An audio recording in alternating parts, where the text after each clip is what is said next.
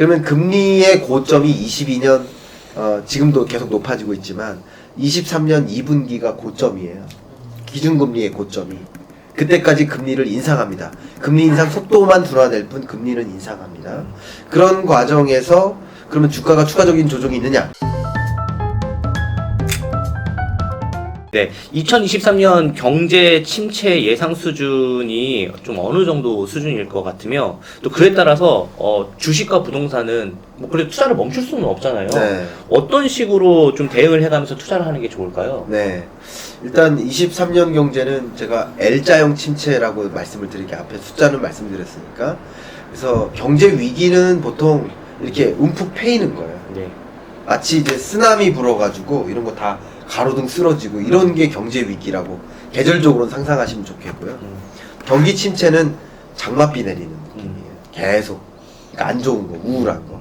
그게 경기 침체. 네. 그래서 경제 위기는 V자로 충격이 있었다가 그래도 돌아가는 건데 L자형으로 점점점 안 좋아지는 느낌이 경기 침체예요. 그래서 네. 23년은 경제 위기가 아닙니다. 경기 침체로 받아들이시고요. 왜냐하면 용어에 대한 정리가 안 되면 저는 1시간 동안 경기 침체라고 얘기했는데 방송 끝나고 이 유튜버가 내년 경제 위기 어떻게 돼? 경제 위기 온다고 안 했단 말이에요. 네, 맞아요. 용어에 대한 정리가 여러분 예. 있어야 예. 바람직하게 내년 경제를 제대로 이제 여러분 판단하실 수 있으니까 이렇게 말씀드리고요. 이 경기 침체 국면에서 주식시장의 특징은 뭐냐면 앞에 제가 선행성이 있다고 했었잖아요. 네. 그러면 금리의 고점이 22년 지금도 계속 높아지고 있지만 23년 2분기가 고점이에요. 기준금리의 고점이. 그때까지 금리를 인상합니다. 금리 인상 속도만 둔화될 뿐 금리는 인상합니다. 그런 과정에서 그러면 주가가 추가적인 조정이 있느냐? 그렇지는 않아요. 금리 인상에 따른 조정은 이미 다 반영된 거예요. 선행. 자꾸 그런 식으로 주식 투자하시다가는 계속 그 타이밍을 놓치시는 거예요. 6개월 선행합니다. 투자자들은 기준금리의 고점이 23년 2분기겠다라는 것을 이미 22년 상반기에 알고 있어요. 그리고 그 지점으로부터 6개월 전에 먼저 조정을 하는 거예요. 그래서 주가는 제가 22년 10월 정도가 저점이라고 제가 말씀드렸던 이유가 그겁니다. 그 밑으로 떨어질 수도 있겠지만 네. 기본적으로 22년 10월 이후 이 박스권 장세에 좀 갇힐 가능성이 높아요. 왜 그러하냐? 기본적으로 기준금리는 어느 정도 반영이 됐기 때문에 예. 금리라는 요소, 유동성이라는 이 요소는 이미 반영됐기 때문에 주가는 선행적으로 반영돼서 저점을 형성하는 건 맞는데 경기 침체의 정도가 기울기를 결정한다. 저점을 찍고 반등은 하지만 그 반등세가 매우 미약하다는 거예요. 경기 침체이기 때문에. 경기 침체라는 얘기는 다시 말하면 기업들의 실적 자체가 다 어두울 거라는 거죠. 그럼 모든 기업들의 실적의 합이 GDP인 거고 GDP 규모가 축소되고 있다는 얘기는 코스피도 그렇게 혼자 날아갈 수가 없다는 뜻을 얘기해요. 특히나 여러분 체감가게 말씀드리면 기업들이 뭐 분기 실적 발표하고 한단 말이죠. 네. 그럼 나름 기대를 걸고 투자를 해요. 근데 실적 발표 되니까 또 아닌가 보네. 기대를 걸고 또 투자를 했는데 실적을 보니까 또 아닌가 보네 하면서 계속 기대 투자가 들어갔다가 조정되고 경기 침체가 그런 거예요. 그래서 다소 박스권에 갇힐 가능성이 높겠다, 주식시장은. 그래서 여기부터는 선택의 문제예요. 여러분이 제가 22년 전망할 때는 22년에는 주식 투자하지 마세요 이렇게 정확하게 메시지를 전달했는데 23년은 여러분 선택에 따라 달린 겁니다. 내가 좀 안전 추구형이고 지키는 투자를 하고 싶다면 그러면 주식 투자 안 하는 것도 답이에요. 대신 내가 벌어들이는 소득의 일부를 뭘로 갖고 있어요? 저축 좋아요. 저축 왜냐하면 금리가 여전히 계속 올라가니까 높은 금리를 이용하는 저축 상품. 저축은 여러분 5% 이상의 저축 수익률을 주는 거예요. 원금 안 까먹고. 그쵸. 그러니까 이렇게 높아진 금리에는 저축이 좋아요. 네. 그래서 아마도 제가 저축에 대한 제안을 해드리는 시점은 22년, 23년이 마지막일 수 있어요. 왜냐하면 23년 이후로는 아마도 금리는 인하할 일만 남았다. 이렇게 높은 금리를 안고 살아갈 만큼 폭발적인 성장을 하는 그런 성장세가 유지되기가 어려워요. 그래서 어쩌면 22년, 23년이 마지막으로 제가 저축을 좀 권하는 그런 입장이고요. 다만 나 5% 수익률 가지고는 만족 못해. 나는 조금 더 공격적인 투자자가 될 거야. 나는 성향 자체가 그냥 공격적이야 라고 하신다면 주식 투자 하시는 것도 괜찮겠다 그렇게 그건 여러분 선택에 따라 달린 거고 수익률이 전반적으로 높진 않으니까 그때부터는 정말 어떤 산업 섹터가 우상향할지를 잘 보시고 실적이 계속 괜찮게 뒷받침될지를 판단하시면서 그러시면서 주식 투자하는 것이 맞겠다. 주식시장은 그렇게 정리를 하겠습니다.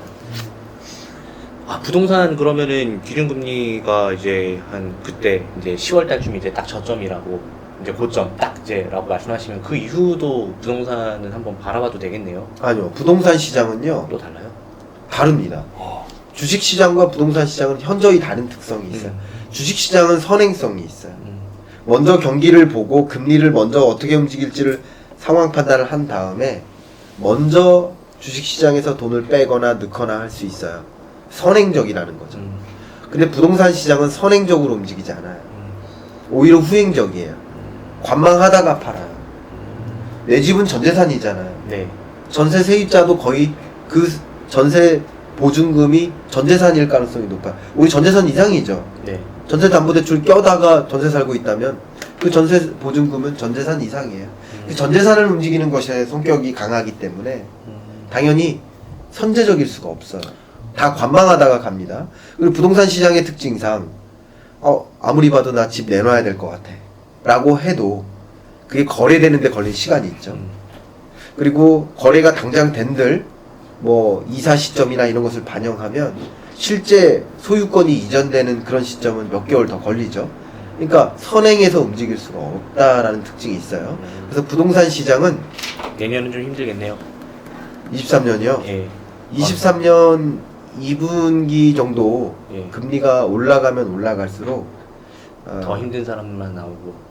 부동산 매매 가격의 조정률은 더 커질 겁니다. 이게 무슨 말이냐면 지금 조정률이 전주 대비 1주 단위입니다.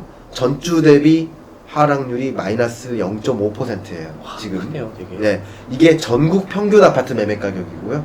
서울은 더 심하고 강남은 더 심합니다. 강남은 지금 마이너스 1%를 넘었어요.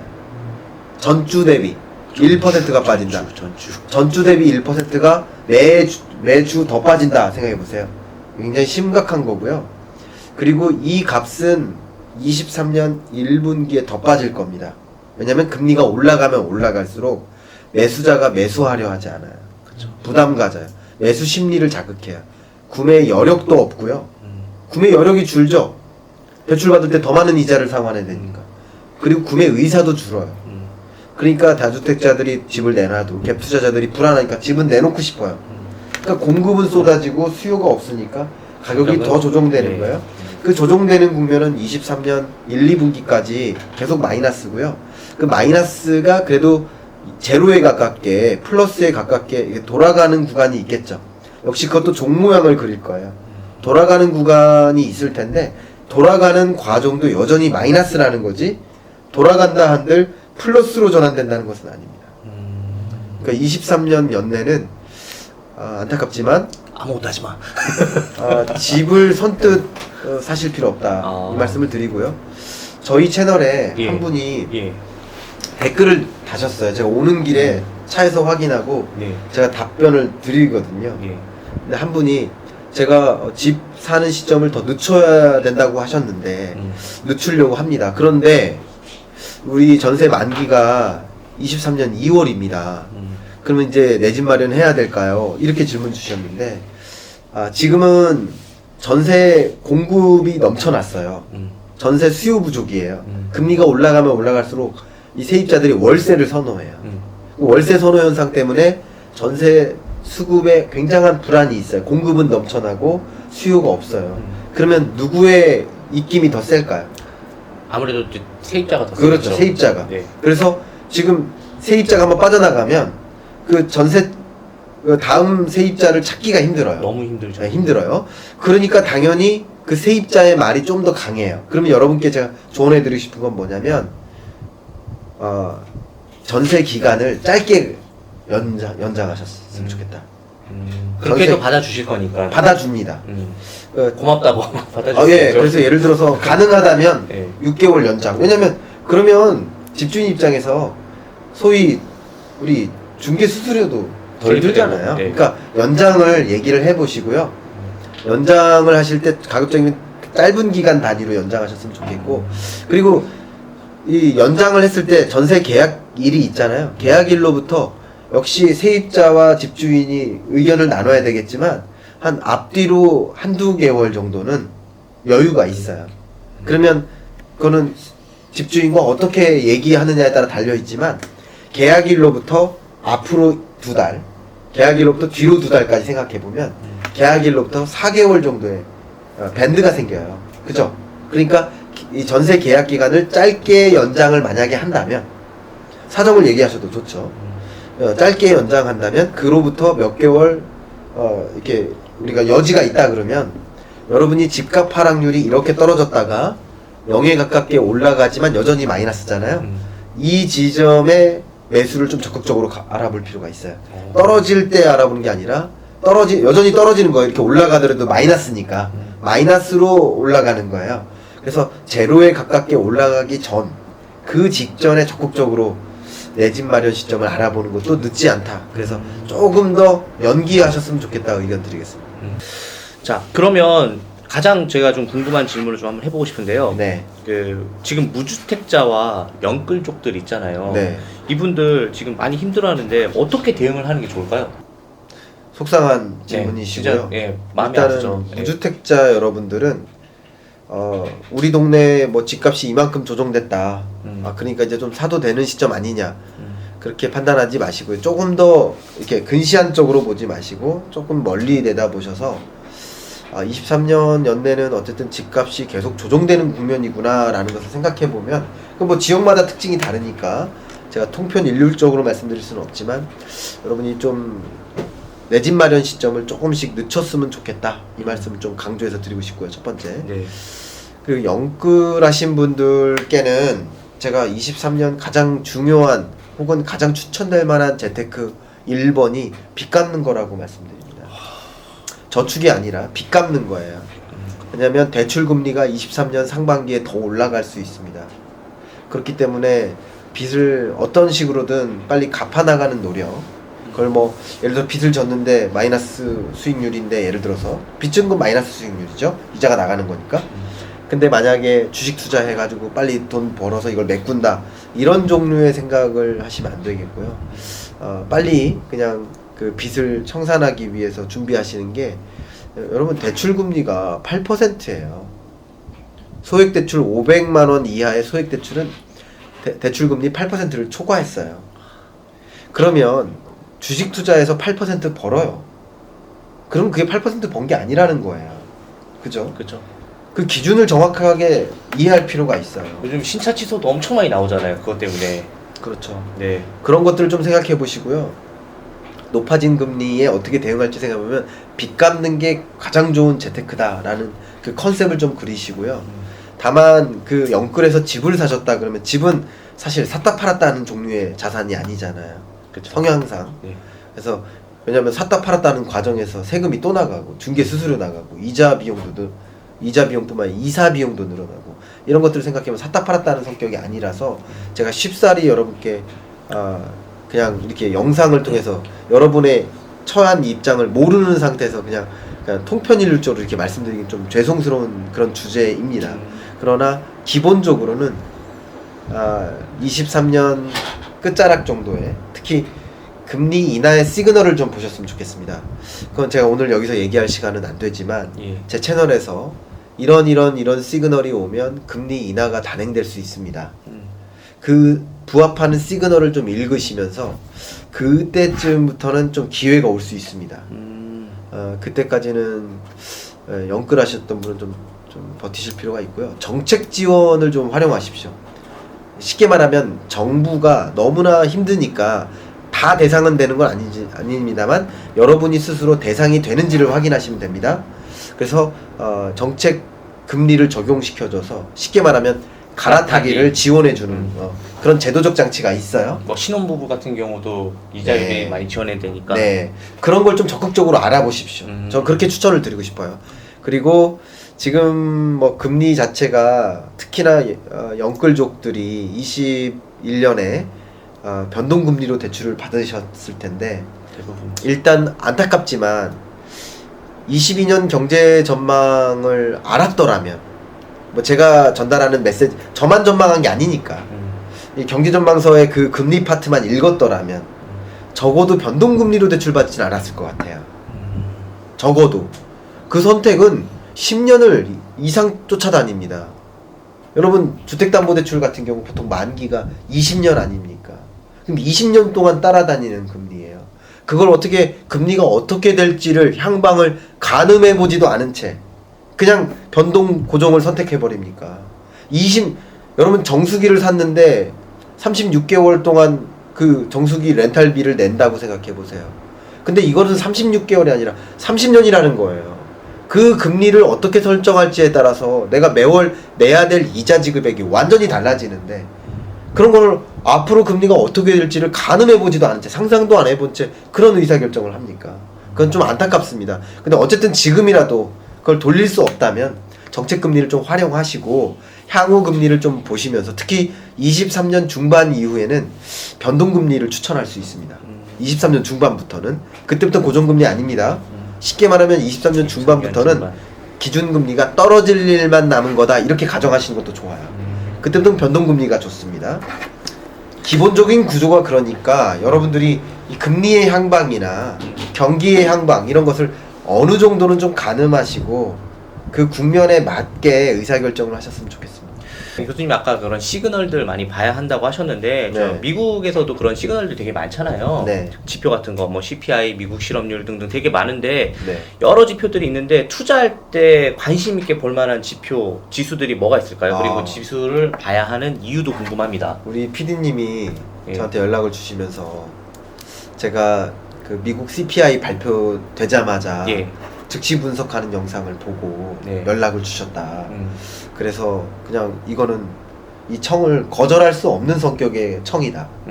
그렇게 저는 이렇게 구분을 짓고 무조건 오기로 한 거거든요. 예. 네, 그만큼 우리 투자자분들이 그냥 앞뒤 안 보고 거시 안 보고 종목 10만 찍었으니까 지금 5만인데 10만 언젠까진 가겠지, 그런 식으로 투자하지 않아요. 지금은 그만큼 거시경제 여건을 보시려고 굉장히 노력하십니다. 네. 그 말씀을 강조하고요. 그 거시경제 여건은 제가 정리하면 이렇습니다. 물가, 금리, 시장이에요. 물가, 금리, 시장. 이 3박자를 이해하시면 좋습니다. 물가가 고공행진하니까 금리 인상하는 거예요.